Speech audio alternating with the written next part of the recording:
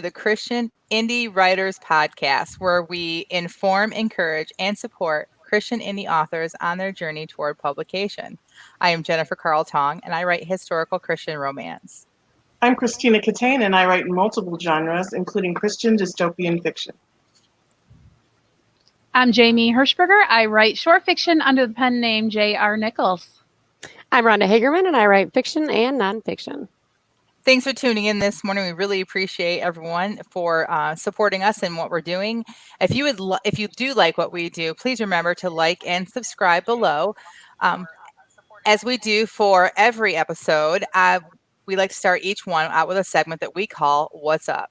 It's a time to check in with one another and see where we are going with our writing and our personal lives. So what's up with you, Jamie? Oh, my little boy is growing up. He's going on his first camp out with the big boys of his Trail Life troop. And it's so bizarre to think about because we started a troop up in Flint when my friend's son was the age that Zachary is now. And at that point, I thought that he was, such a big boy. They were the big boys, right? Compared to my little guy who was running around. And now that's where my son is. And it's just so bittersweet because as they grow, and I mean, you ladies all know how that is. And so it's just kind of like he's excited and going off to be independent. And it's basically called a shakeout. So you get your equipment out, find out how it's survived storage since last time you were out camping. He's got a little tent he's not ever been able to put up before, so I'm sending that along with him, and I'm just really excited for him. So that's what's up with me. How about you, Rhonda? Well, the only thing I can think about right now is a flight I'm getting ready to hop on, and I'm trying to pay attention to the podcast. I will do my best. We still appreciate you being here because we would have given you an out today, but you're like, no, I'm in this. Yeah, well, I definitely have to miss next week, so I didn't want to do two in a row. So where do you sail from? So you said you have a flight first. Yes, we are flying from Detroit to Philadelphia and from Philadelphia to Dubrovnik, which is in Croatia.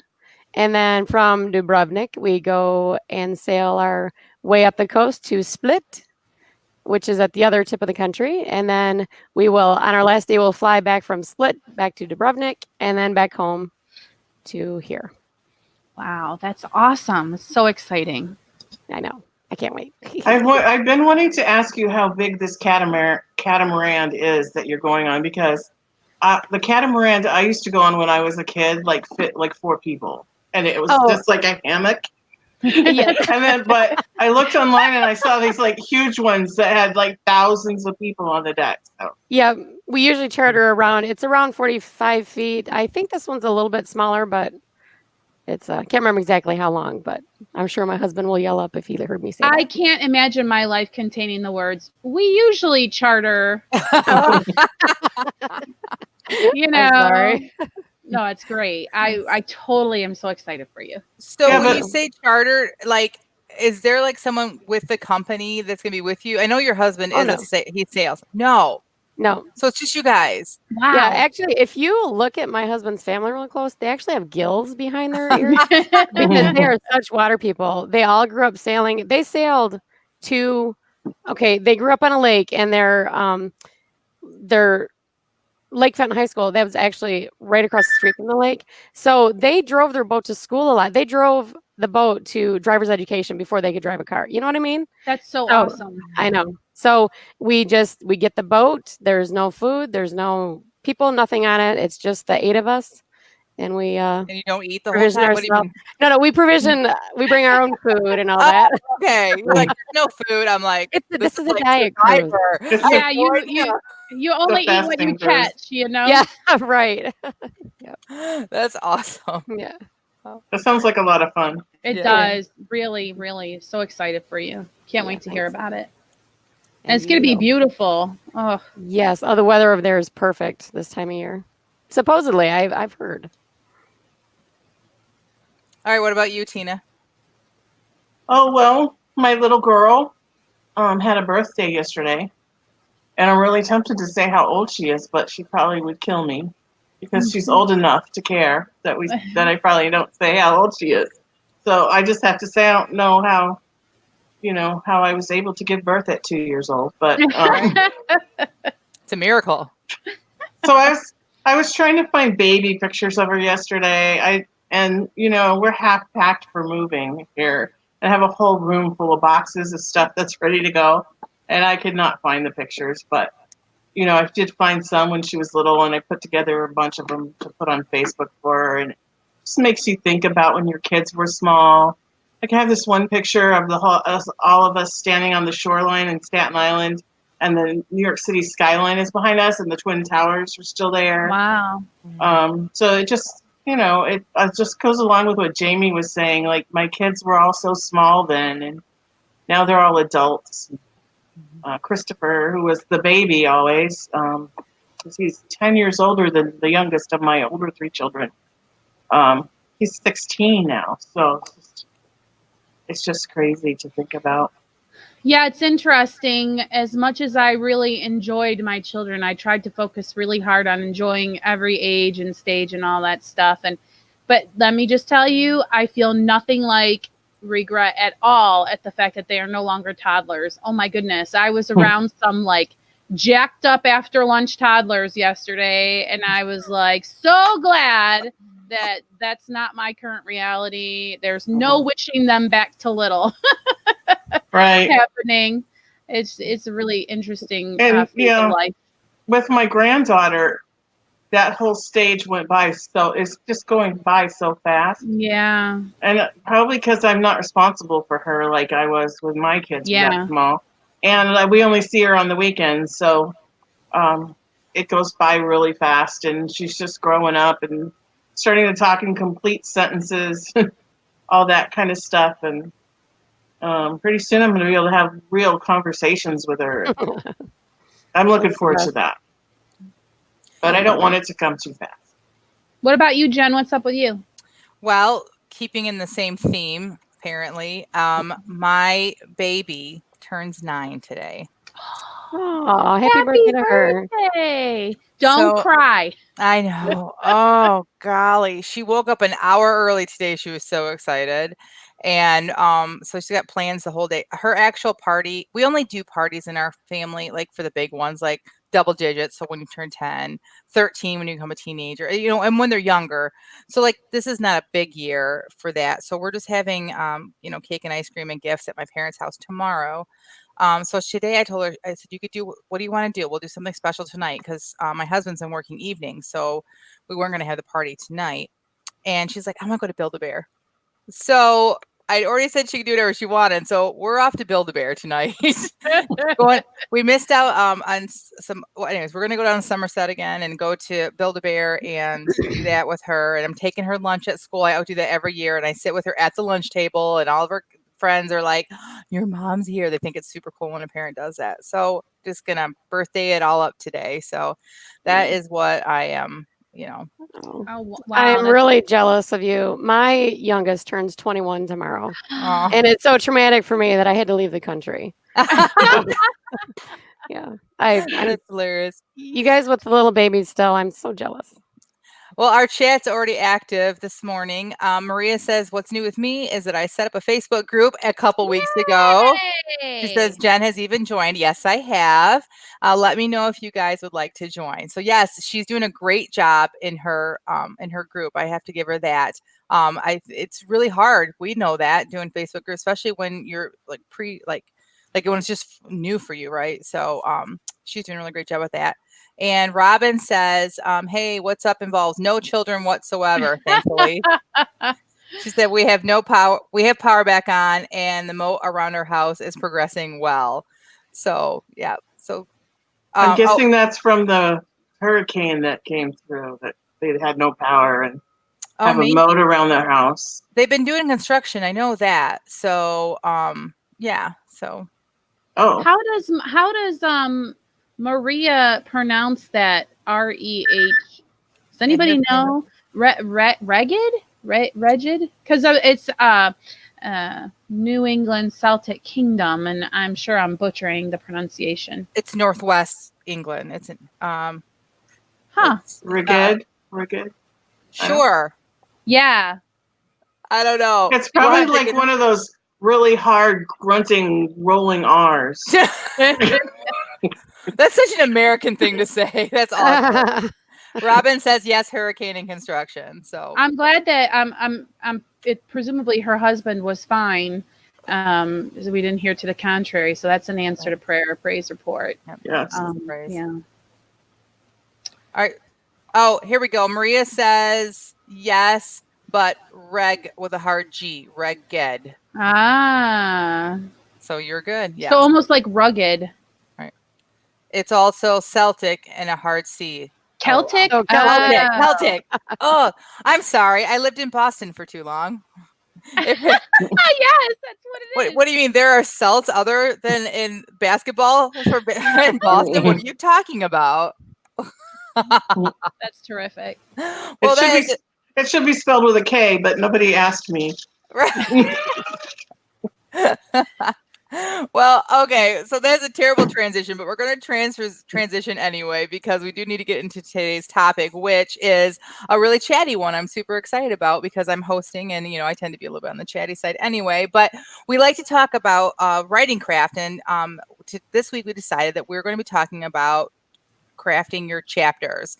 And Jamie lovely named this week's episode the Chapter Chat. So we're going to start off with, first of all, the big picture. What is the general purpose of chapters?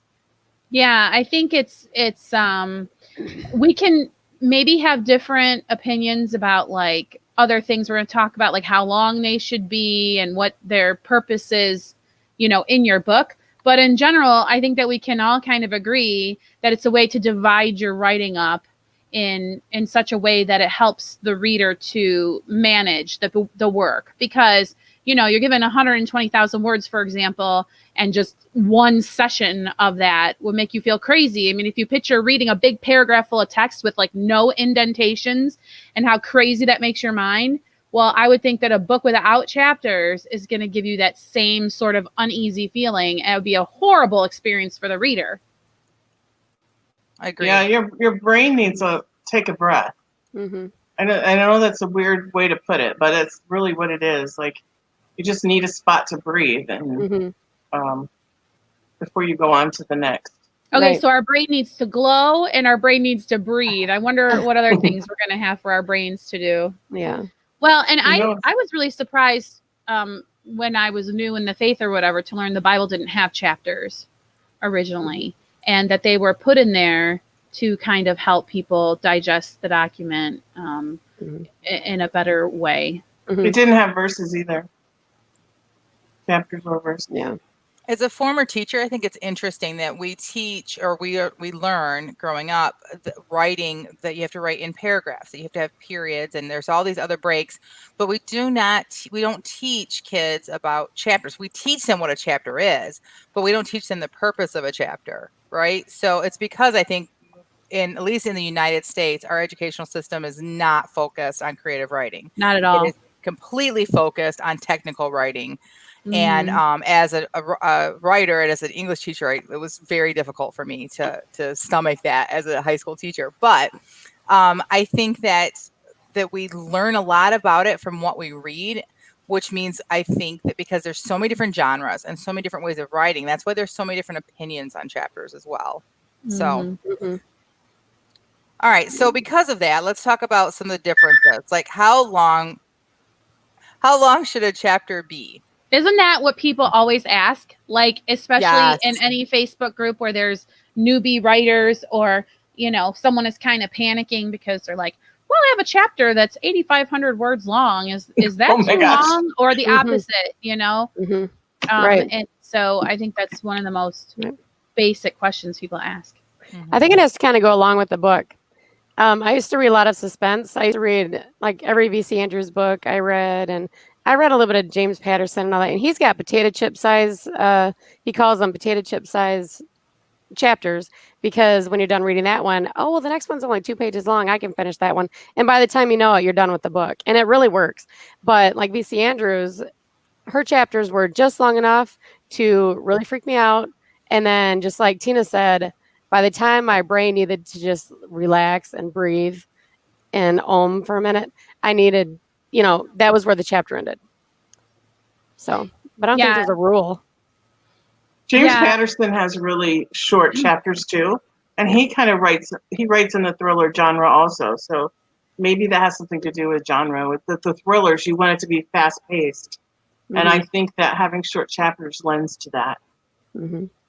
I think also you can vary it only occasionally. So I know that Stephen King is famous for long chapter, long chapter, long chapter. You turn the page, it's a paragraph. Because whatever is special about that paragraph, he wanted to really make sure stood out to the reader.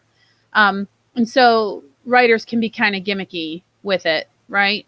I mean, even God has a that's a verse, a 2-word verse. Jesus wept, right? That's Right. kind of the thing that people talk about a lot. But anyway, doing that is fine. But I think it's interesting how you guys were able to come up with a couple of authors and you say, well, their chapters tend to be about blah, blah, blah. And I think there's something comforting if a reader knows what they're going to get out of your book. So if you have a consistent, I think that's terrific. Whether it's what we would consider a high word count or a low word count, if it's consistent to you and to your books, I think your readers are going to find comfort there, and they're going to expect that and fall into a good rhythm with you. Do you think that do you also think that it has something to do with genre as well?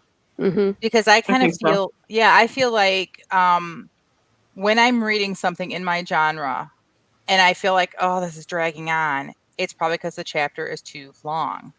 But I know that I've also read different novels where the chapters are super long and I don't notice it because maybe the not just because it's engaging writing, but because of the genre. Do you think that's a possibility? I think Mhm. so. Yeah. The way that we've structured kind of how we're going to talk about this, I know it's coming up, so we haven't discussed it yet. But when you think about like, what's the point of what you've written, and that's going to vary by genre, right? So, Right. because in a romance, you're going to have to maybe work in more character internal head stuff, whereas with like a cozy or something, you've got to put in a bunch of backstory. And so when you've decided what the purpose of that chapter is, and then I think it's hand in hand with the genre, that's going to kind of make a difference. Right. Should we move? And the Go pacing ahead. of the book. I think the pacing of a thriller versus a cozy versus a romance versus sci-fi, it's all different. The stories have different pacing, and I think the chapter breaks go along right with that pacing. It helps with the pacing. Right. I think in nonfiction is really the only time that you have to be more specific about your chapters. Oh, Because for instance, the book that I've maybe or maybe not completed, you'll find out later. If I had like the family homes in this chapter, you look through the list and you say family homes, I want to look in this chapter. And then you don't want to find them scattered throughout the book. You expect to find them in one specific spot. Just for that's instance. really That's a good point.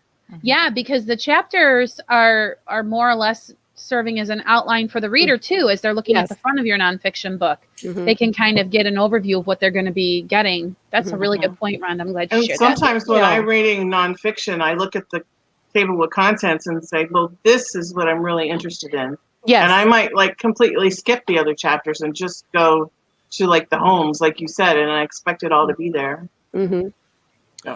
Maria is agreeing with, I think mostly, do you guys hear that beeping or is that on Yeah. my end? Okay.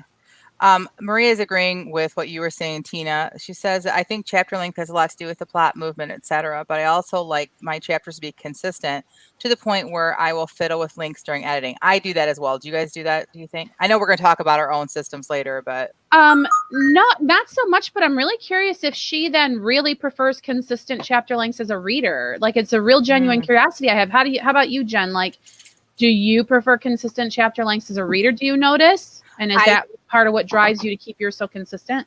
I never thought about it, but I think that I do because I again, like I like to kind of know what's happening. That's what, me, I'm a straight up outliner. And I like things as used as devices. So you mentioned this earlier, Jamie, but I like myself to read and to write.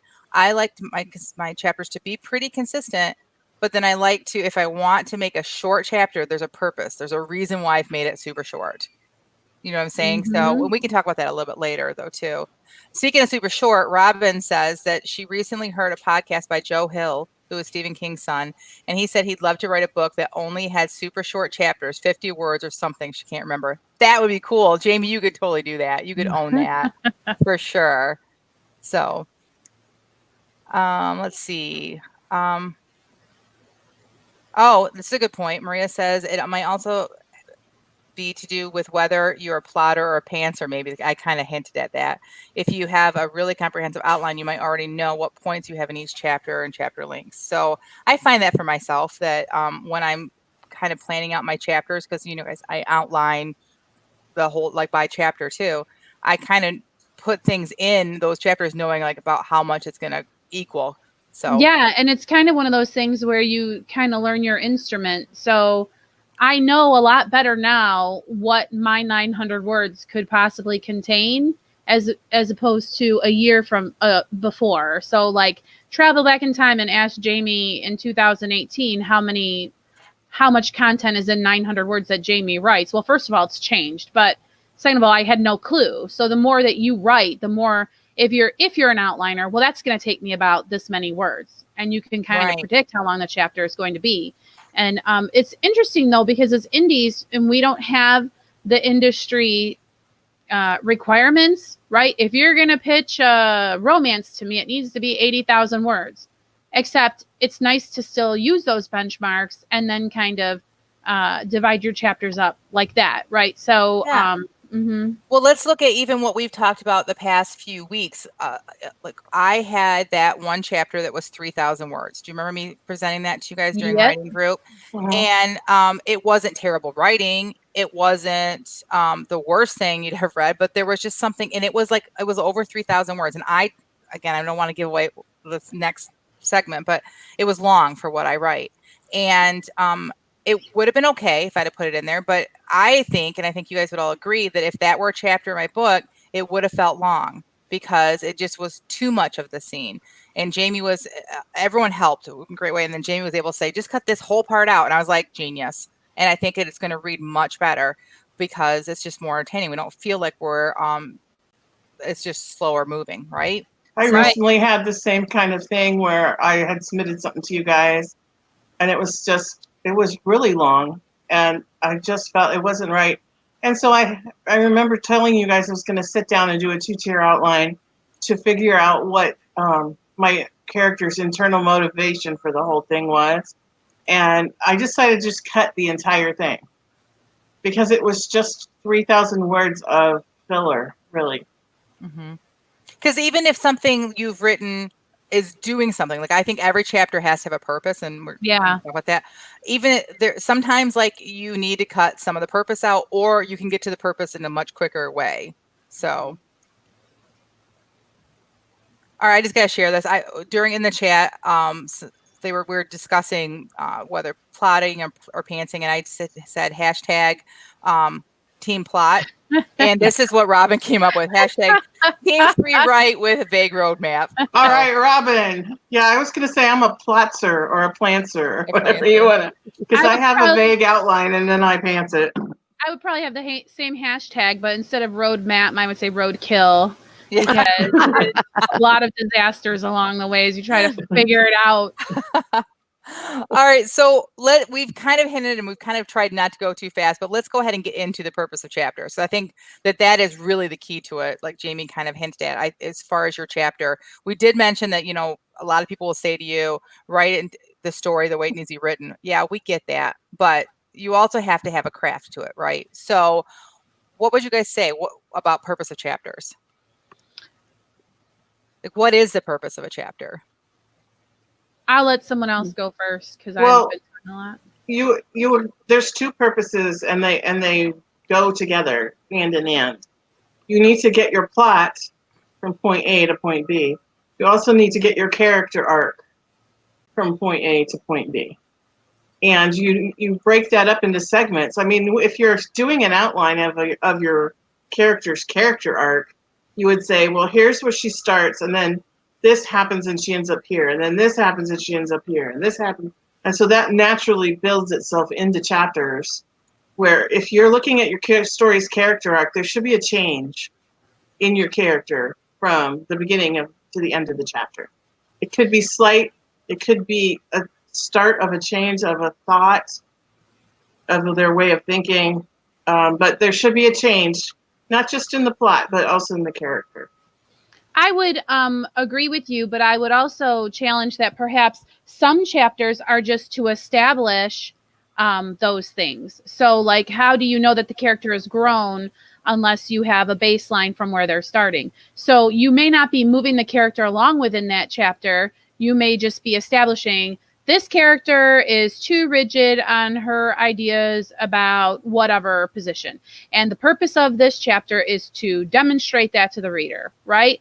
And so I think that it doesn't always have to, the chapter itself doesn't always have to like make a movement. But I feel that it's important to understand what the purpose of the chapter is if you're going to be able to effectively edit, as demonstrated with Jennifer's piece, because that's what we asked her. We're like, well, what is the point of this chapter? And it's really interesting too, because a lot of times if someone brings work to a writing group and they're like, I don't know, it just feels too long, blah, blah, blah. If you ask someone that clarifying question, it can really help them kind of like see things a little differently. What exactly is my point here? Right. I often use chapters too, just to change point of view, because I always have 2 points of view. So I will use a chapter to do that as well. I also use scenes to do that. So there are times that mostly I like to, if I'm going to change a point of view, I like it to be a new chapter. I just think it helps the reader. I think it helps to I like to go back and reread books and sometimes just read certain chapters, especially at the end. I'm like for instance, in Searching for Anna, you get to the part in the book where you realize that they're wearing the wrong jackets. And then, wait a minute, and then you flip back and you remember the scene where she noticed that the one jacket was too tight on him. So little things like that, I like to go back and reread. So I think that's good. But there have been times, too, that I just do a scene break. So one chapter will have 2 different characters, points of view that I do a scene break for. But the only reason I would keep them together isn't about length for me. It's more about that it's the same purpose for the chapter. Like Tina said, I'm either moving the plot forward, or the character arc, those things have to do with each other. So I agree with what Tina's saying, but I also think there are other reasons that I do chapters as well. Anyone else? What about with nonfiction, Rhonda? Well, like I was saying before, I tried to, so with this one that I just wrote in particular, there were certain things that I wanted to make sure that the people who were reading the book knew about this family. And so I just divided that up. And I started with like 21 different chapters. And a few of them, for instance, I had one that was friends, one that was fun, one that was food. And I ended up, with the alliteration, just melding that into one because I only had a certain amount of information, but they all work together so well. You know what I mean by that? Yeah. Yeah. So I just try to keep my chapters clean. And if I have a chapter that ends up being, say, 17 pages long, then all my other chapters are, say, 10 pages long. I try to adjust so that there's one that's not half of the book. Right. That has to be difficult. Does it ever mean not including something that you were going to include? Yes. That's the kill your darlings of nonfiction, isn't it? It was. And it was so hard. I did feel, because they're real people. Yeah. Yeah. Literally yours are, I mean, to me, my characters are real to me, Yeah. but yours really are real people. Yes. So, Awesome. all right. So we've talked about what should go into a chapter. Let's talk about how we end chapters. Is there a specific rule that you guys have about like how long your chapter? Well, we're not going to talk about length yet, right? But like what words are necessary? How do you end them? Yeah, it's really interesting for me to think about how in the editing process, I get into my head this whole ideal of like, you have to keep the reader reading. You have to keep the pages turning. You can't, let them slow down or whatever.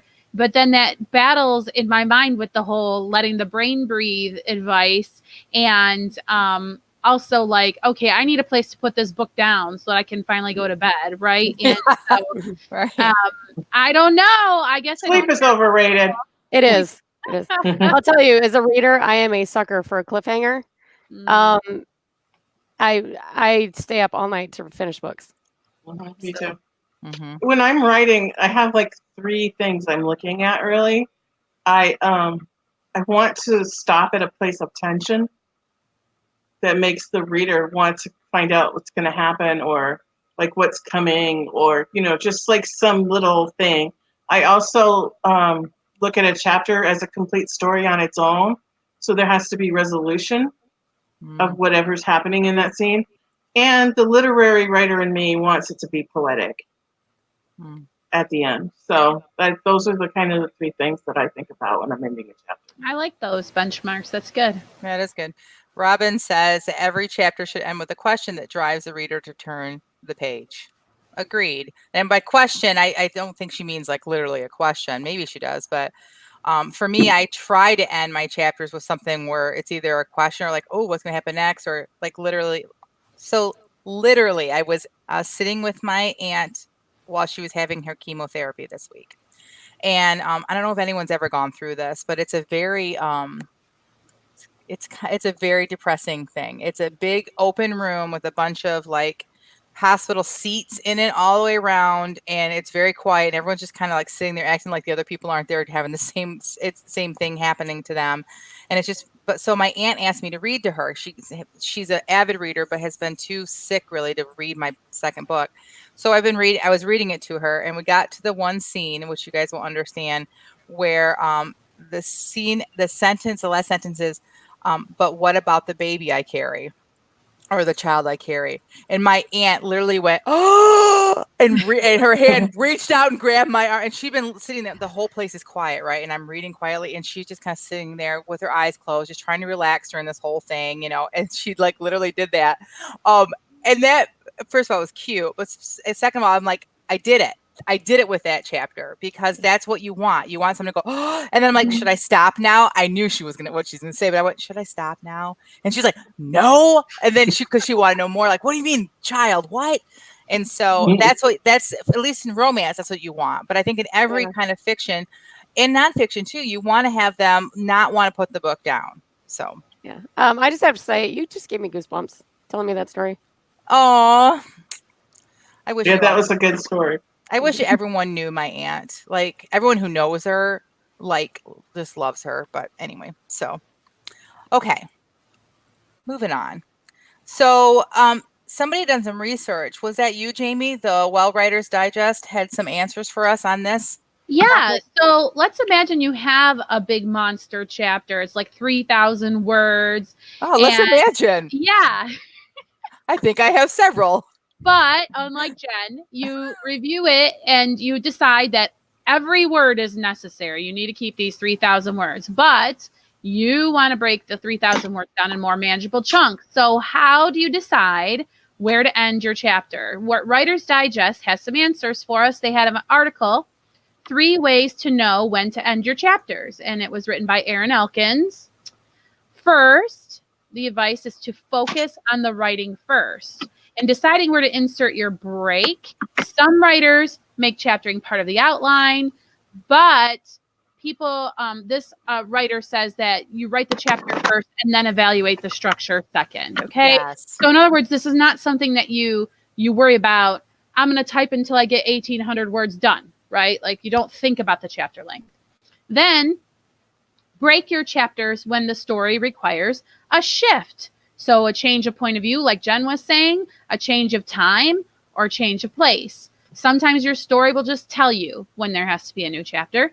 And finally, their advice is break your chapter in the heart of the action, which is kind of what we're talking about with this cliffhanger thing.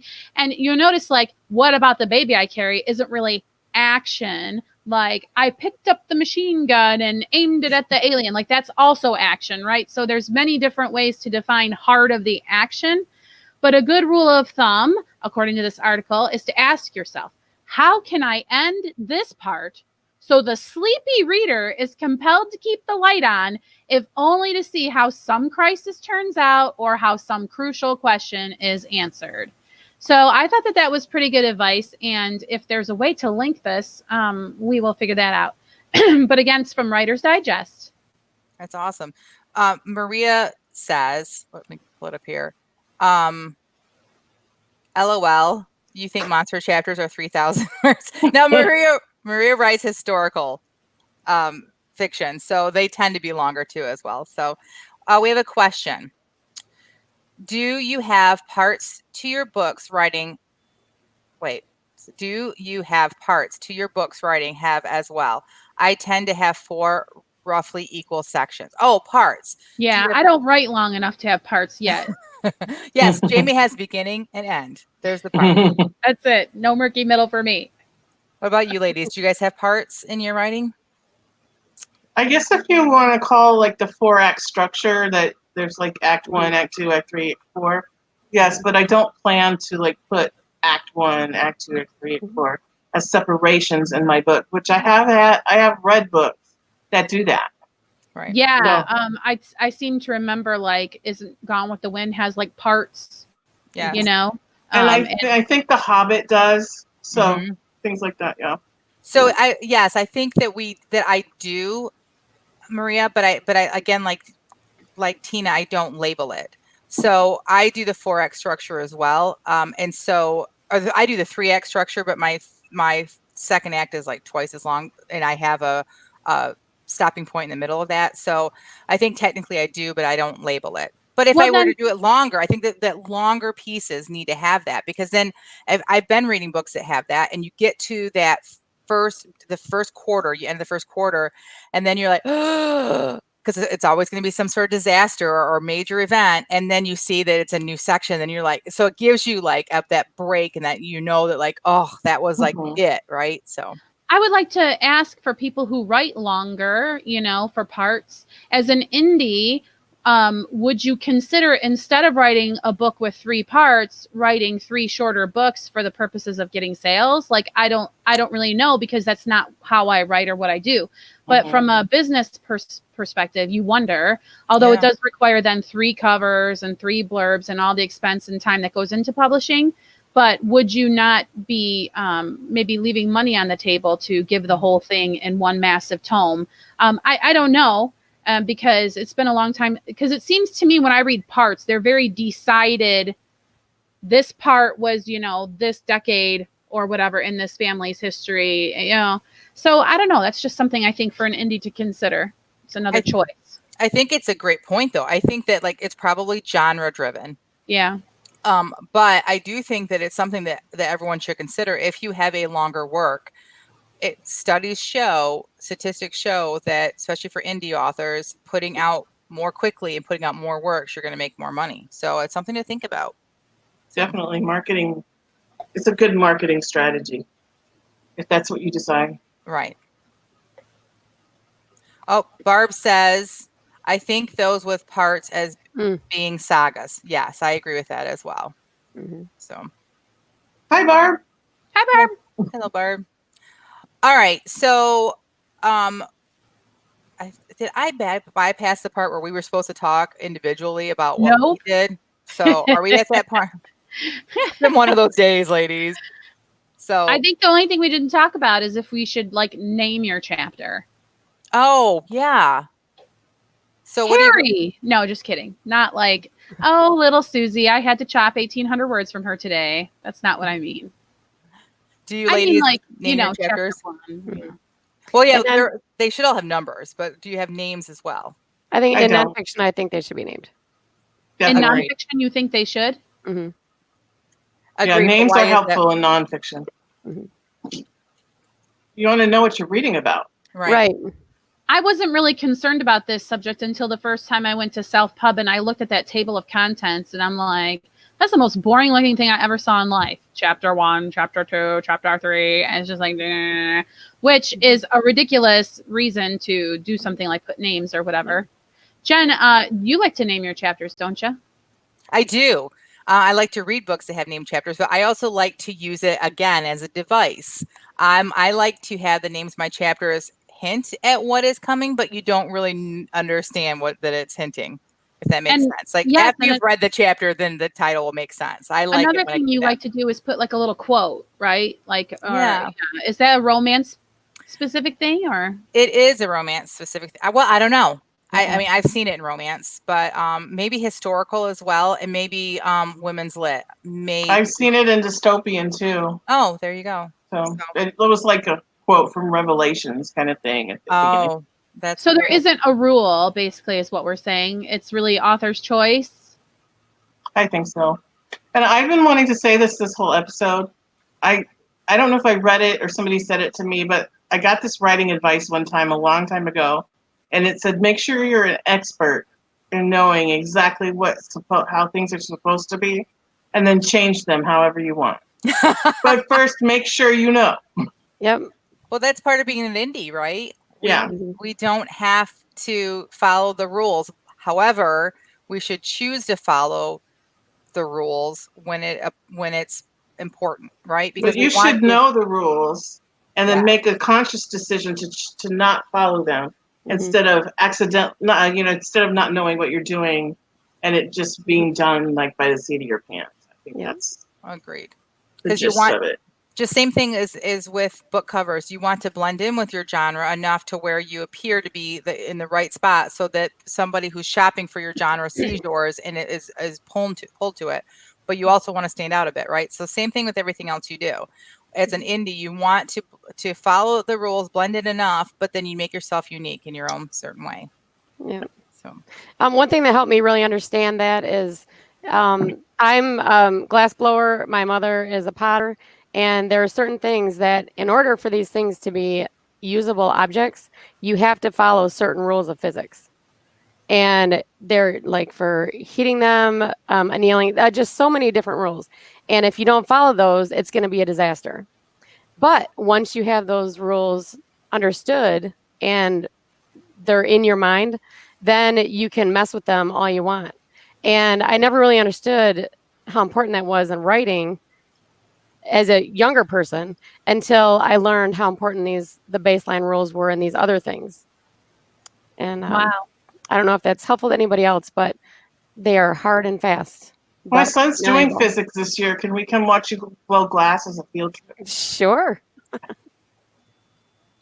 all right, so let's wrap this up and let's have a real quick conversation about what do we each do. We talked about it a little bit. Does anyone have anything that they want to share about what they do specifically for chapters that they haven't already shared? The only thing I really wanted to say was when I sit down to write, like I think it's instinctual maybe, because when I write organically, all my chapters tend to be around the same length. So I don't know, something in my brain just says, okay, it's time to be done. All right, anyone else? I would just say that I agree with the advice from the article. Write it first and then worry about that sort of thing later. Don't stop yourself because it's been a prescribed number of words. Good. I would say for myself, I think, at least for me, 2,500 words is kind of my goal. All my chapters are somewhere around 2,500 words, unless I am doing some sort of device where I want to be short and move fast. But I just write it. But the fact that I edit, I outline and then I write it, then it kind of brings it around to 2,500 words. So I really hate to do this while we're live, but I'm getting a ton of phone calls. My phone is blowing up. So I'm going to step off and can you ladies go ahead and we're going to start sharing right now. This is the time. Jamie, would you mind taking over, please? Sure, absolutely. Right. Thank you. Okay, so who likes to be first? I know Tina doesn't like to be last, so let's let Tina be first. Tina, let the folks at home know what the words were today, Tina. Okay, the words were benefit, number, home, accessible, and owl. All right, and what did you come up with those awesome words? And I just have to give the caveat that I have just been waving at the words for several weeks now on the way by, because I've been trying to write in my world of my novel that I'm trying to revise and edit And I found that trying to write in another world and then go to editing was just really doing my brain in. Right. So I'm trying to write in Angelica's world. So that's why I have not used all the words. I think I used one. So here we go. After another restless night and well into another dreary day, Angelica found herself standing at the top of a cliff, looking down at the turquoise river as it slithered off into the horizon. She looked behind her, half expecting Donovan and his men to be standing there, waiting to drag her home, afraid to even think about the creatures in the smoke she'd envisioned the day before. However, there was nothing there but the aspens waving at her as the wind blew through their branches. Pulling off her pack, she squatted down and felt through the contents, hoping to find one last piece of pemmican or dried fish that may have fallen from its wrapping.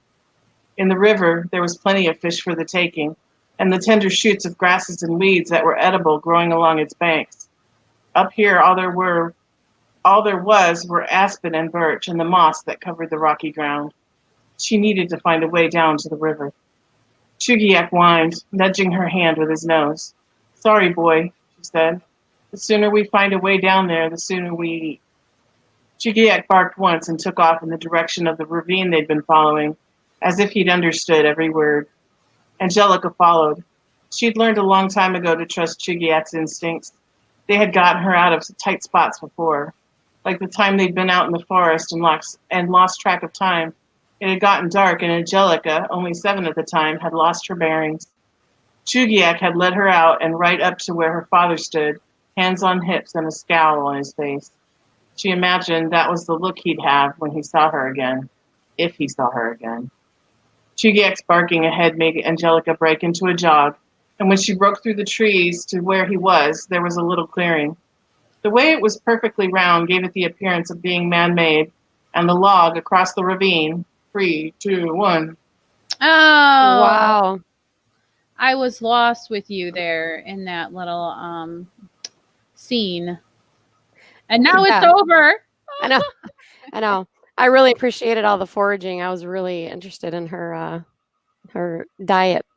Oh, I just love the tone of all of these little pieces. I've been blessed to be sprinting with Tina during our office hours every day, and she's been coming up with these pieces. They all have the same flavor, and it's a really good voice. It's really good storytelling. I'm just like very excited about the progress that you're making in these little word sprints. I'm so glad you've decided to stick with them and keep doing them. Mm-hmm.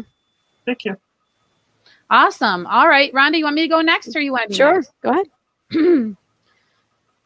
The accessible owl stood on the corner of 14th and Main. Its facade was white painted brick, and the signage was large black and white striped number with curly-Q teal font.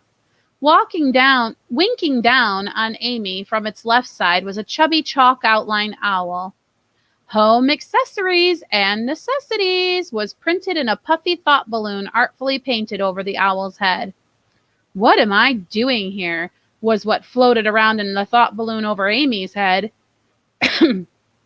She stood staring up at the winking bird and tried to recall what madness had possessed her to accept the invitation from the perfectly coiffed, expertly manicured stranger she'd chatted with after her son's symphony performance in the middle school gym the night before. She'd endured 2 songs before wincing, and as her head turned with the act, she'd caught the eye of the woman next to her, who turned out to be named Dolores, and whose face mirrored the sentiment Amy herself was feeling in the moment, and they'd shared a quiet chuckle over their mutual suffering.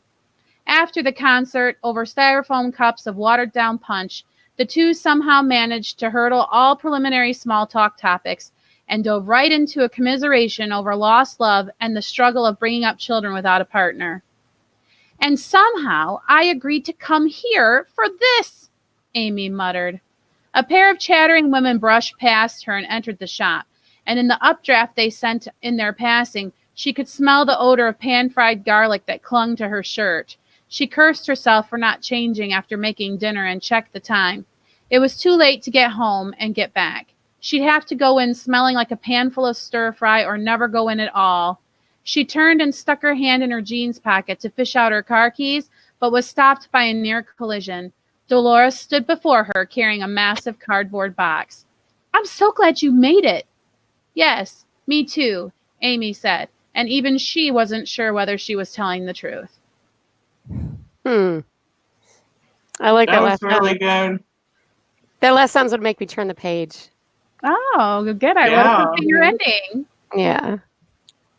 I don't understand people that are worried about that they smell like food.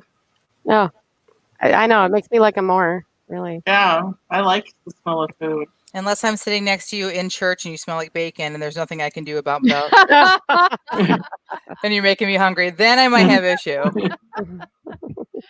That's awesome. Has that happened to you recently? When I was little, it used to happen all the time. But I was like, when I was little, I was always hungry. I don't know what was wrong with me. Like always hungry. That was what I heard, Jamie. That was good. Yeah, I always enjoyed listening to you. So. I appreciate that. Well, you're back. Do you want to share your handful of words? So Yeah, before everything else falls apart, that's probably a great idea. well, you No, know what? it's fine. It was everything's okay, I hope, with your phone calls. Yep. Okay, good. All right. Yep. It All will right. be. Oh, okay. No, it's fine. All right. So as soon as this sprint was over, my first words were, well, those were words. So very little expectation of this.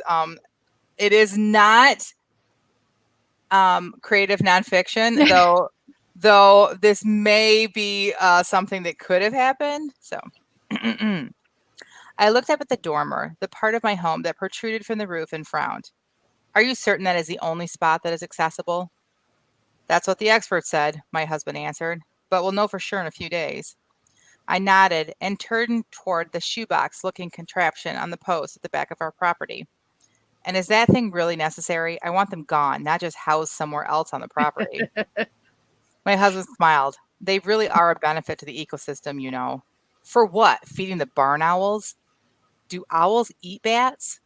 I quickly pulled out my phone and opened Google. After a few swipes and taps, I placed the phone back in my pocket and nodded satisfactorily. Yes, they do. Well, from what I can tell, there are a number of bats living in our attic. The owls must be pretty happy around here. I shuddered. I wasn't certain I even liked owls, but I was certain that I liked them better than bats. Can we just call an exterminator? I hate them. No. Why not? Because it's illegal. My jaw dropped at this. It's illegal? That's impossible. But before he had a chance to defend himself, I once again pulled out my phone. To my shock and great disappointment, my husband was correct. Bats are both state and federally protected. Wow. I stared at the screen. My husband slid his arm around my shoulders. Don't worry, dear. I'll protect you from those scary little beasts. As he, 3, 2, 1. That's it. So see, you're kind of well, those were words, but you did a couple of really neat things there. And the one that sticks out is after a few swipes and taps, because that's exactly the sort of thing where I've said before on the podcast, you want to say she checked her phone, and you just kind of feel like it's really boring to say she checked her phone, and it's the kind of thing that'll hang you up forever, like, and you just spit that right out there during a 15-minute sprint. So that was a little nugget of just cool, awesome, descriptive text there. It was great.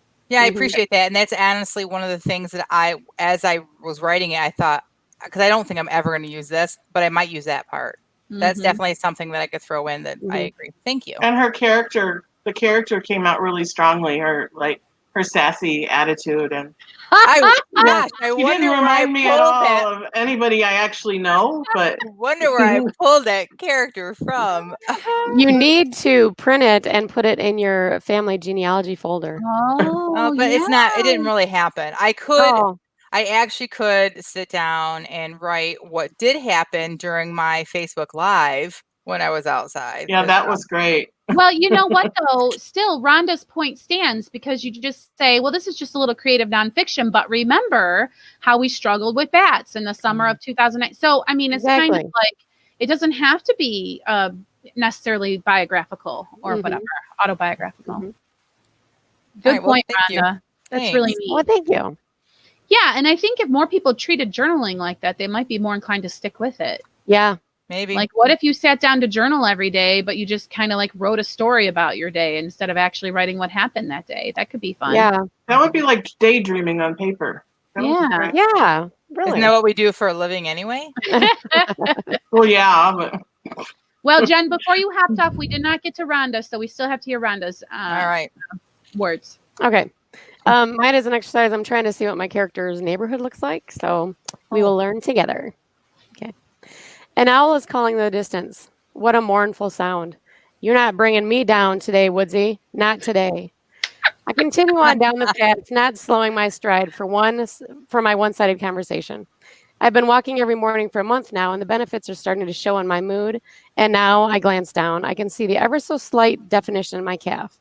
I wouldn't call it a muscle yet, but something that is dreaming of becoming one someday. Turning off the wooded path and onto my street, I begin counting down the house numbers. 351, old Mr. Slade's place. He's out picking up sticks as usual. I wonder for a moment what he does with them. Does he have a secret stick mountain in his shed? An image of him playing pickup sticks in his backyard makes me laugh aloud. It startles me. I don't remember laughing on these walks before. Mr. Slade behind me now. I see Ms. Dooley on the porch. She's in her silk bathrobe, leaning on the threshold and talking to Mr. Potter, our mailman. She's laughing at something he just said, but I doubt it was funny. I've heard his jokes before. Now she's tossing her hair over her shoulder with one hand, the other on her décolletage, ever so modest. They don't notice me walk by. Mr. Bonk does, though. He's in his garage workshop working on some project or another. He's covered in sawdust from head to toe, probably from that pile of wood at his feet. He stops sweeping and leans on his broom. Good morning, how are you? I call out to him, not slowing my pace. You better hurry, they're going to catch you, he teases, referring to some imaginary pack behind me. All right, I'll pick up the pace. I play along. The end. Love. I love this whole thing. This You're is not going to bring me down, Woodsy. the whole like the guy collecting sticks. I had a guy in my neighborhood like that. My And next door neighbor, yes. And the lady flirting with the mailman. Yup. Like I know this neighborhood. That was very well done. I love it. I want to know where all those sticks come from. Like, if he picks them up every day, how is there more sticks? I know. How is the tree not totally bare? I think he goes out at night and puts the sticks back. Oh my He gosh. can come back maybe in the he does. morning. That would Thank be so you. great. That would be so great if that were true. Like that would be so funny in the story. That is That's hilarious. awesome. Just to give him something to do. But that could tell you more about the character too. Like how sad is his life that's all he has, right? Right. Mhm. And it's so funny too. Like I could picture a little ponytail swinging and the little, pace.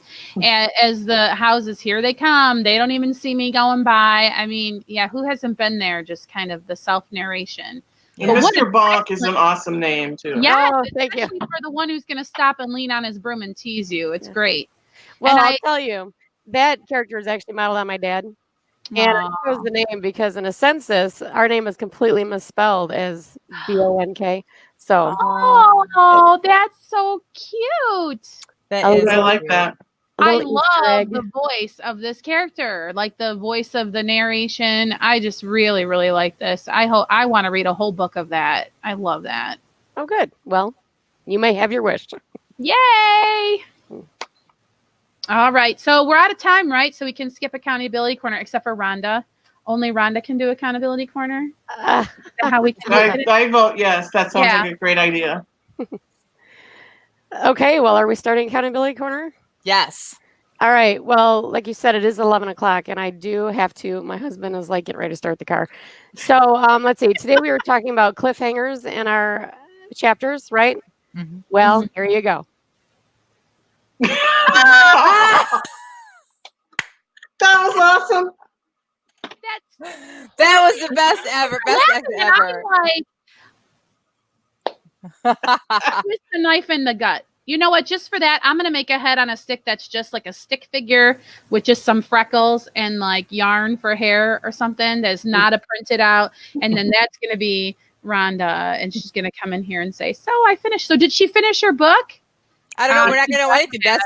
She just didn't want to do accountability card. I don't even think he's ready yet. She just didn't want to do accountability corner. I guarantee it.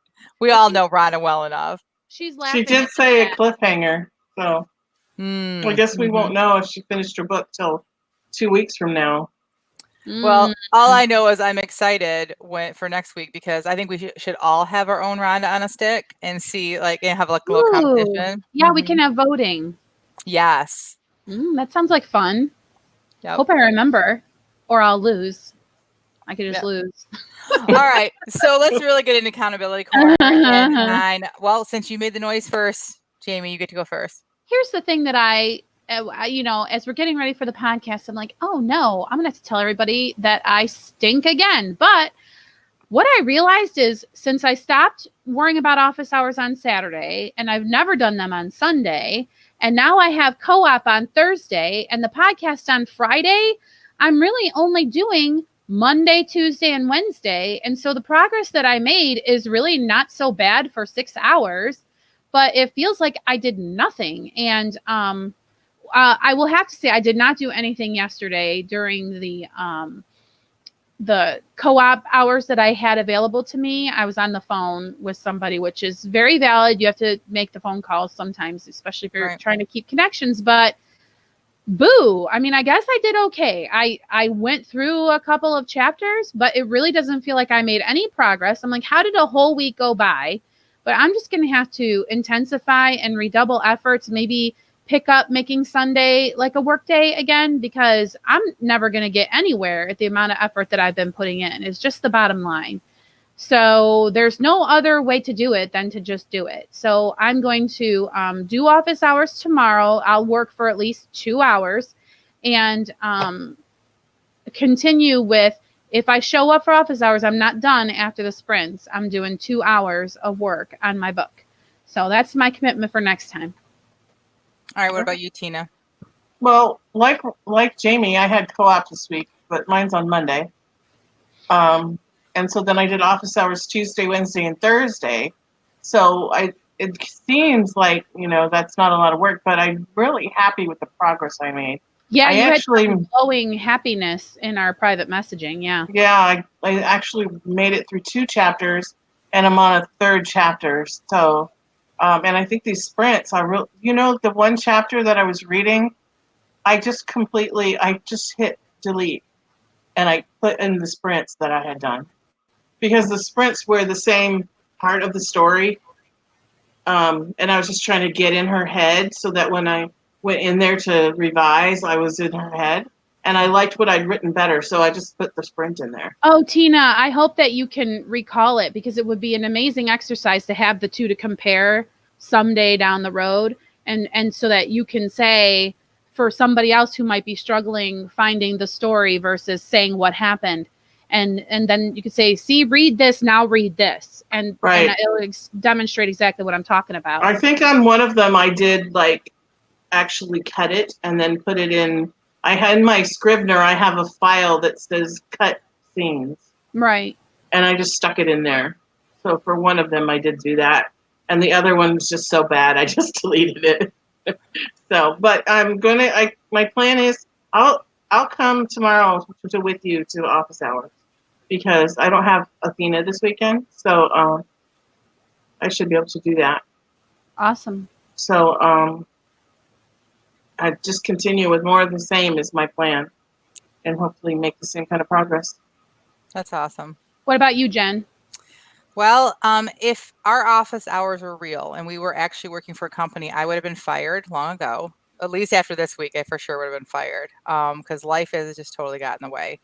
I got a whole lot of nothing done this week as far as my career, but I got a lot of things straightened around and organized for my aunt, and figured out insurance issues, and that's just where my life is right now. And that between that and my children, which was what the phone call was about, was an issue that my children right now need me. One of my children needs me at school, and so that's just been my life right now. And so I covet your prayers, honestly, because I know that these books in my career is God. It's His hands, and I'm not going to be able to accomplish anything without Him.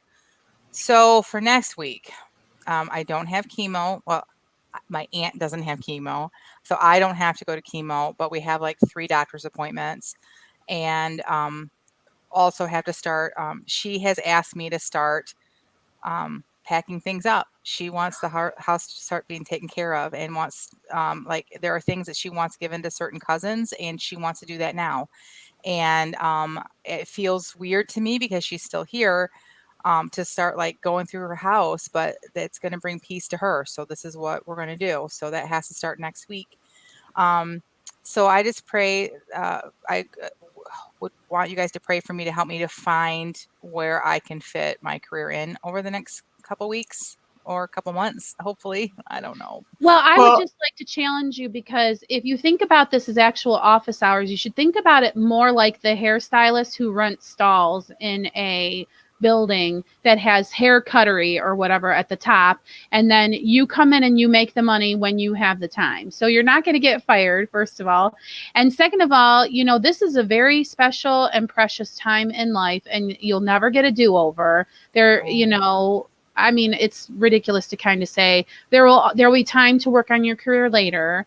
And you may just want to, instead of really trying to write much of anything, maybe you need to be journaling after you come home from spending time with your aunt. And even if it is fictional or whatever, then you're memorializing this time for your children who are very young, and for just like for the future. So you're writing, and it feels like craft or something, but it's also a nice keepsake and something maybe good for your heart to do. Yeah. And I was going to say, as one of the managers of this company, I hereby grant you compassionate leave. Yes, absolutely. Absolutely. I appreciate all you ladies so much. I really do, because it's good to have friends when you're going through this, but it's good to have like work friends too. Like you guys are just the best, and having just the foundation of Christ in each of our lives just makes a big difference too. So I really hope that we can somehow figure out how someone else can take on some more of the tech part too, so you don't have stress upon stress just trying to figure that stuff out. So we'll have more conversations off camera about that. Well, and then today was just a bad day, tech Yeah. issues, and so we'll figure that all out. But all right, so in our chat, Robin says that her accountability, her work in progress, is inching toward being done. Yay. And next week is her 3rd anniversary, and they're going to go away. So no writing or office hours. I don't blame you. Yeah, that's very important. Maria says that her goal is continuing to do edits on her 3rd novel, also proofreading a friend's manuscript and doing stuff in the Facebook group. That's good.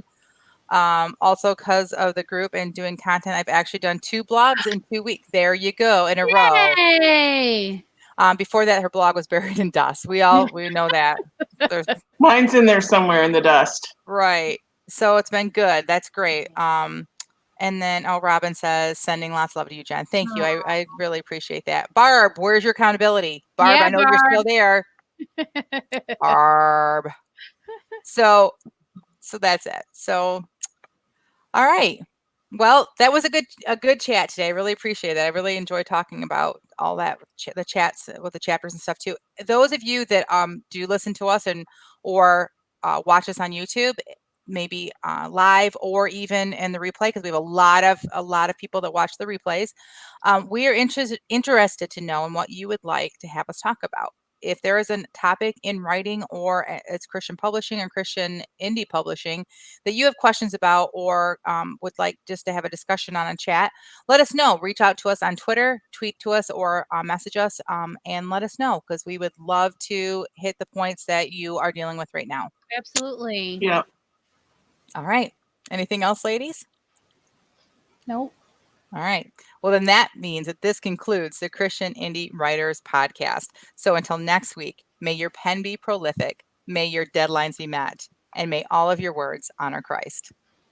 Bye now. Bye.